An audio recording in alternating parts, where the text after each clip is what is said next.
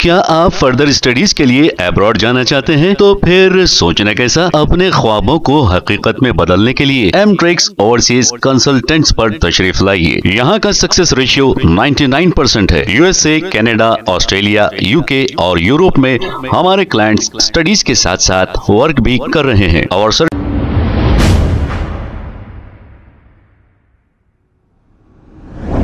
अस्सलाम वालेकुम नाजरीन, 7H न्यूज सच को रखे आपके आगे। वक्फ अमेंडमेंट बिल को लेकर सैयद सफदर अली मूसावी ने एक अपना बयान जारी किया है। आइए सुनते हैं तफसीलात।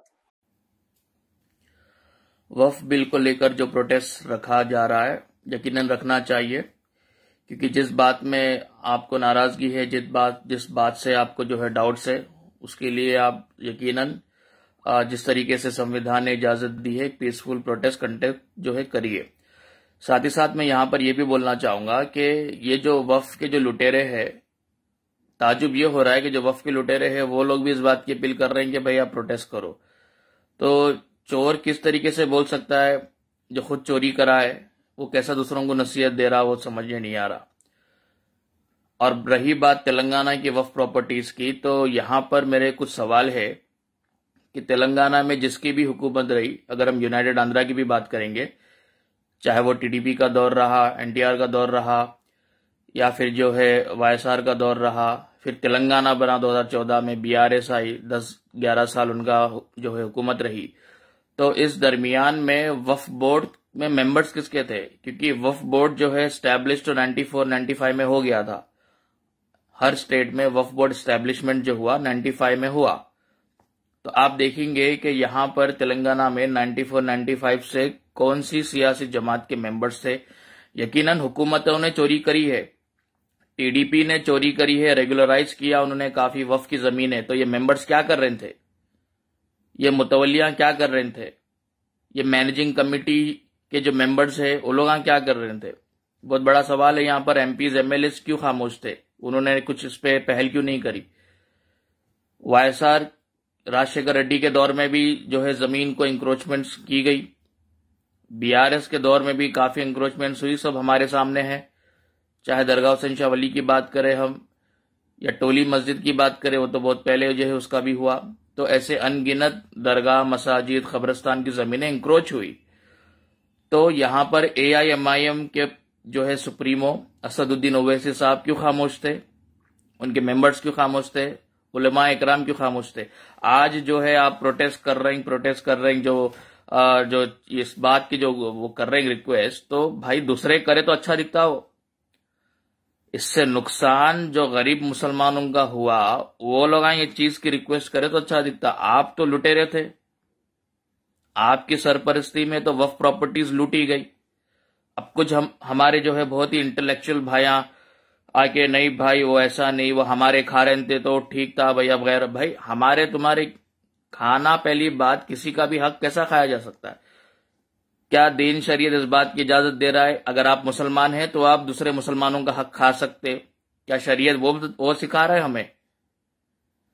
तो वक्फ की चोरी हुई है तो सवाल करिए, चोरों से करिए, जो मुलविस थे उनसे सवाल करिए। यकीनन 70-80% इन्होंने लूट लिया है। अब जो बचा कुचा है वो बीजेपी वाले लूटेंगे। उनके भी इरादे कोई नेक नहीं है। आप ये मत समझिए कि कुछ अगर अमेंडमेंट्स आए, ये हम मुसलमानों का इसमें वो करेंगे, ये करेंगे।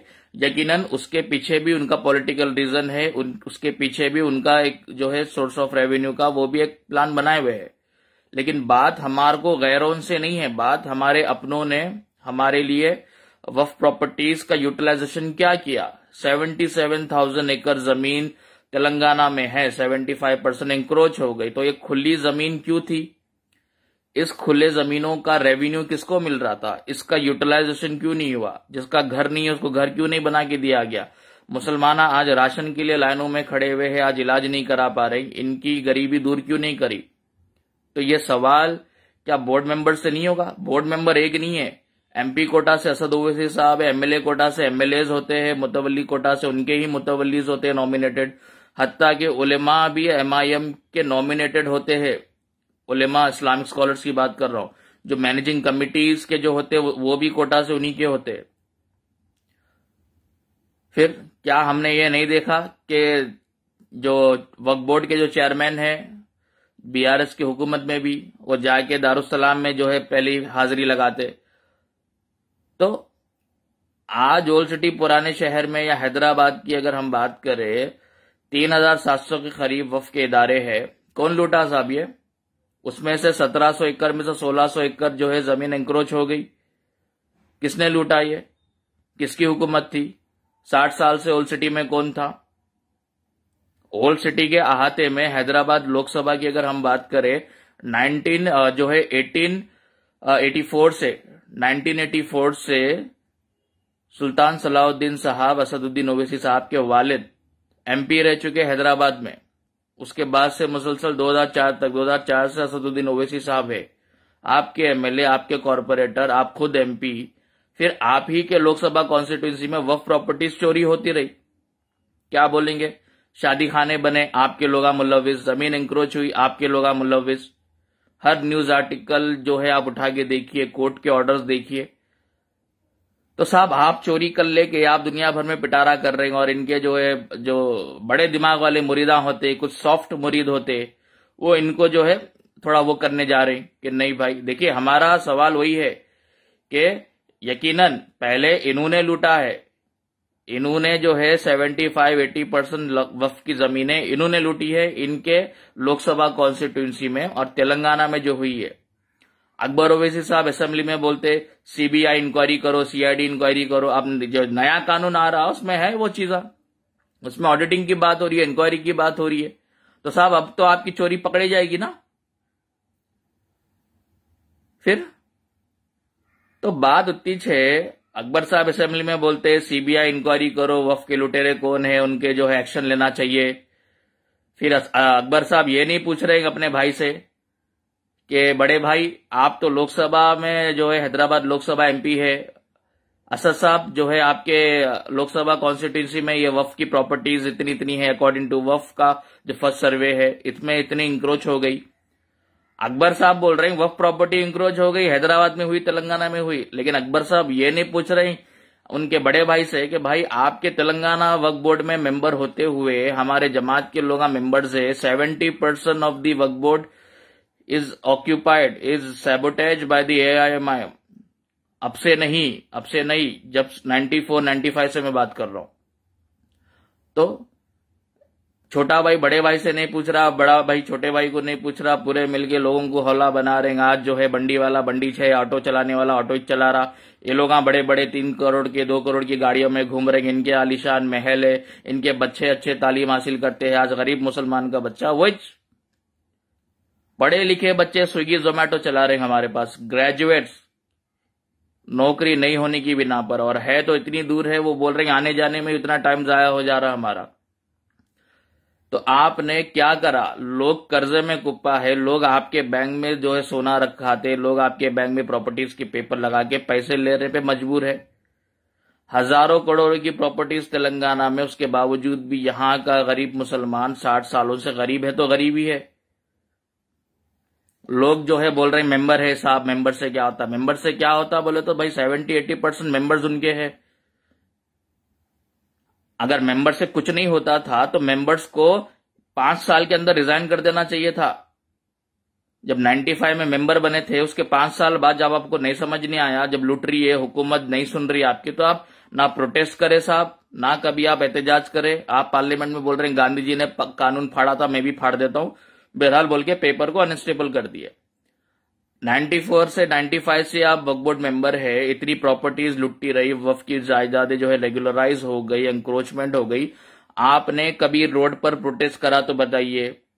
हुकूमत के खिलाफ, टीडीपी के खिलाफ, बीआरएस के खिलाफ, कांग्रेस के खिलाफ कभी आपने प्रोटेस्ट करा रोड पर वक्फ प्रॉपर्टीज को लेकर? अगर उस वक्त आप आज से 20 साल पहले, 30 साल पहले अगर प्रोटेस्ट करते, ये करते, तो आज ये काले कानून की नौबत नहीं आती थी। एटलीस्ट हम तेलंगाना में तो सिक्योर रहते थे कि हमने इतनी प्रॉपर्टीज बचाई। मौका आप लोगों ने दिया है, और तेलंगाना में जितना रोल एमआईएम का है, दीगर स्टेट्स में वहां की सियासी जमात, वहां की पॉलिटिकल पार्टीज का है। और इसमें वो उलेमा जो मुसलमानों की जो तंजीमें हैं उन पर भी बड़ा सवाल आता है, चाहे वो all India Muslim personal law board हो या कोई भी उलेमाओं की तंजीम हो, कि आपने ये सवाल इन सियासी कायदीन से क्यों नहीं करा? मुसलमानों को क्या फायदा हुआ वक्फ प्रॉपर्टीज से, गरीब मुसलमानों को क्या फायदा हो रहा वक्फ प्रॉपर्टीज से। सिंपल सा मेरा सवाल है, इस मौजू पे अगर कोई डिबेट करना चाह रहा है, लाइव डिबेट करना चाह रहा है, चैलेंज है मेरा, चाहे वो एमआईएम के हो, इनके मुरीदान हो या कोई भी इंसान हो, वो आके पॉइंट टू पॉइंट सिर्फ फैक्ट्स पे बात करेंगे। जज्बाती बातों में मैं नहीं करता। आप लोग ये बोलते नहीं भाई उन्होंने खाए तो उन्होंने मुसलमान थे ना, तो क्या मुसलमान का हक खा सकता? ये शरीयत बता रही गरीबों का हक एक मुसलमान खा सकता? क्या कैसा खा सकता? कैसी जो है बात कर रहे हैं आप लोग। तो इतनी सी बात है कि वक्फ की प्रॉपर्टीज के लुटेरे कोई गैर नहीं, हमारे अपने थे, वो बात अलग है। अब वो चीज हमारे अपनों ने लूटी जितना लूटना था, अब उनके मुंह लगी, अब वो लूटेंगे। तो अब ये लोग तमाशा कर रहे हैं कि ये करो वो बचाओ। आपकी क़यादत में लूटती रही, आपने तो कुछ नहीं बचाया, ना हैदराबाद में बचाया, ना तेलंगाना में बचाया। आप यूपी बिहार की क्या बात करते साहब? और आप अकेले वोट करें क्या? जितने भी ऑपोजिशन में, जितने भी इस वक्फ बिल के खिलाफ वोट करे, उसमें से दूसरे मुस्लिम एमपीज नहीं थे?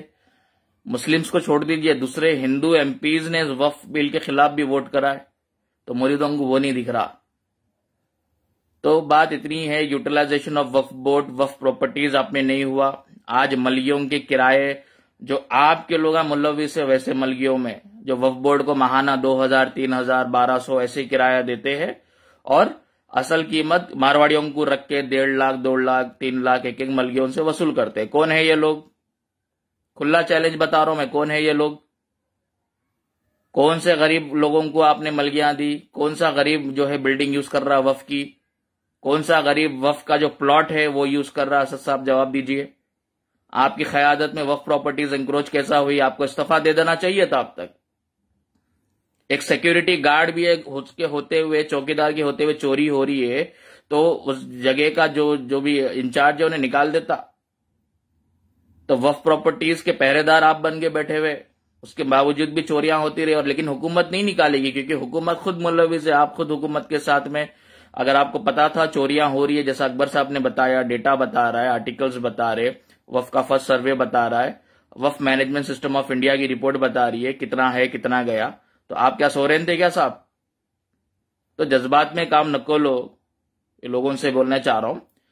फैक्ट क्या है, सच क्या है, डेटा क्या बता रहा है, वो चीज पे आप लोग गौर फिक्र करके इसके बारे में सोचिए, और प्रोटेस्ट यकीनन कीजिए। आप लोग प्रोटेस्ट कीजिए, हम खुद प्रोटेस्ट करते हैं, इस बात का भी प्रोटेस्ट करते हैं कि वक्फ के जो सियासी कायदीन जो वक्फ के सरपरस्त बन के बैठे थे, उनकी मौजूदगी में वक्फ की प्रॉपर्टीज जो इंक्रोच हुई, पहले तो वो इस्तीफा दे।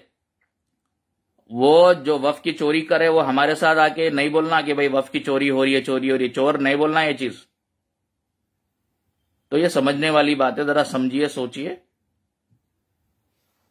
क्या आप फर्दर स्टडीज के लिए अब्रॉड जाना चाहते हैं? तो फिर सोचना कैसा? अपने ख्वाबों को हकीकत में बदलने के लिए एमट्रिक्स ओवरसीज कंसल्टेंट्स पर तशरीफ लाइए। यहाँ का सक्सेस रेशियो 99% है। यूएसए, कनाडा, ऑस्ट्रेलिया, यूके और यूरोप में हमारे क्लाइंट्स स्टडीज के साथ साथ वर्क भी कर रहे हैं। और services free profile evaluation, spot listing of universities based in eligibility, application processing, visa mock and guidance, free counselling and admissions and accommodation assistance. हमारा पता मातृश्री अपार्टमेंट अपोजिट जोडियो, बशीरबाग रोड, हैदराबाद। मोबाइल 9581 987 528। खबर है शहर की, खबर है गाँव की, खबर है सारी दुनिया की। 7H न्यूज पसंद आए तो लाइक कीजिए, शेयर कीजिए और सब्सक्राइब करना ना भूलें। 7H news.